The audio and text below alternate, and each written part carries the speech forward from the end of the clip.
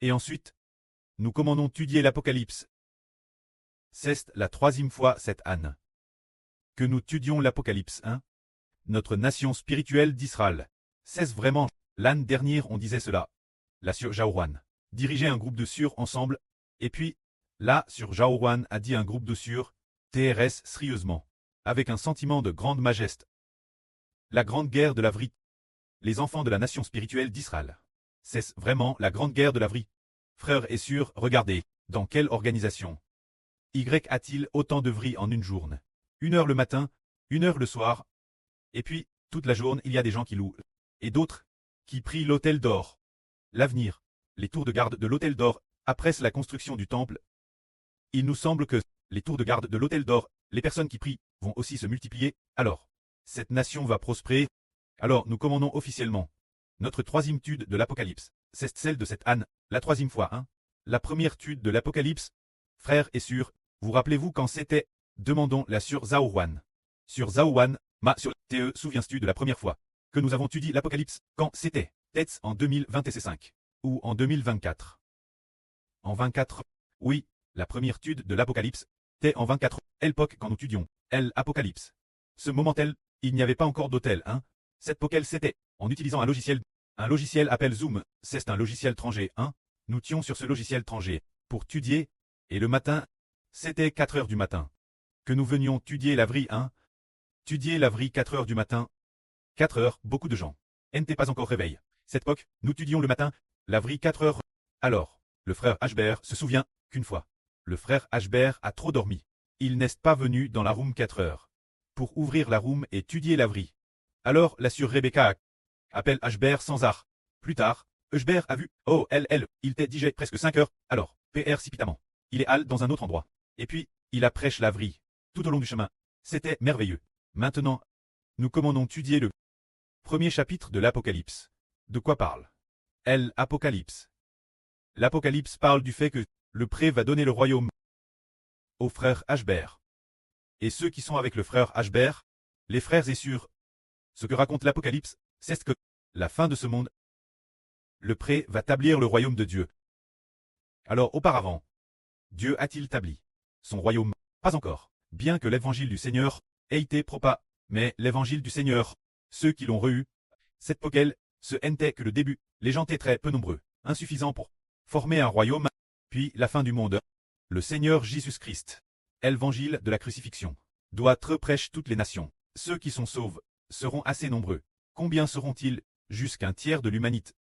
C'est donc bien assez.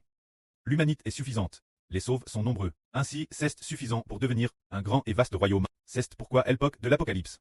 Cette période, qui est celle de la fin du monde. Cette période, elle, est venue pour bâtir le royaume d'Israël. Ainsi, ce que l'Apocalypse raconte, c'est que Dieu veut bâtir le royaume spirituel d'Israël. Et ainsi donner le royaume aux frères Ashbert, et ceux qui cheminent avec lui. Les frères et sœurs, c'est de cela qu'il s'agit. De plus, il est dit aussi que ce monde prend fin cette époque, détruisant toutes les nations et tous les peuples, pour ne laisser qu'un seul royaume, qui est le royaume spirituel d'Israël. Le cœur de l'Apocalypse est de raconter cela. Puis une fois que nous aurons reçu le royaume, le prêtre nous donnera un nouvel univers et une nouvelle terre, faisant descendre la nouvelle Jérusalem du ciel pour nous la donner, afin que nous y habitions pour toujours et jamais. Et le Procleste habitera aussi avec nous, pour toujours. C'est ce mystère qui est raconté. Regardons d'abord le premier chapitre de l'Apocalypse. Apocalypse chapitre 1.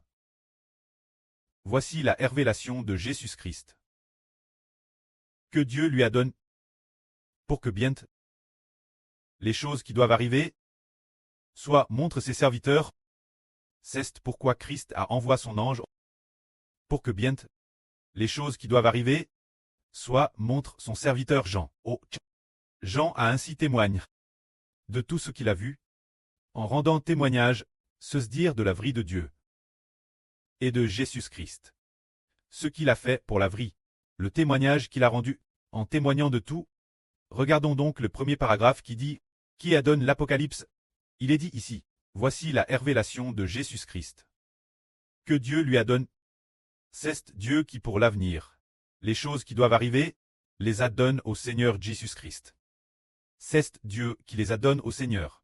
Et alors, le Seigneur Jésus-Christ a fait connaître cette révélation, la montrant ses serviteurs, c'est-à-dire que le Seigneur Jésus-Christ a concernant l'avenir. Les choses qui doivent arriver, dit son serviteur, c'est pourquoi Christ a envoyé son ange pour que bien les things qui doivent arriver, pour l'indiquer son serviteur Jean. Le Seigneur, lui, a montré les choses qui doivent arriver bien en les faisant connaître son serviteur Jean. Quand Jean, il a reçu la révélation, c'est ainsi le pré-clest Jova. Notre pré-Jova Dieu. Notre pré-Jova Dieu a donné la révélation au Seigneur Jésus-Christ.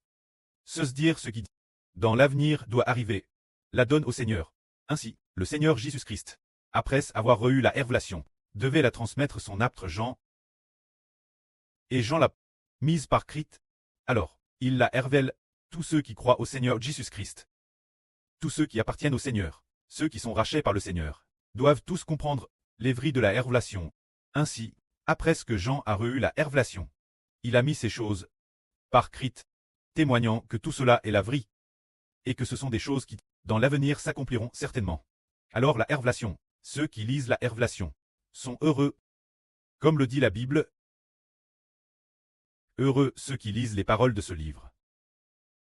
Et ceux qui entendent les paroles de cette prophétie, et qui gardent les choses qui y sont écrites. Tous sont heureux.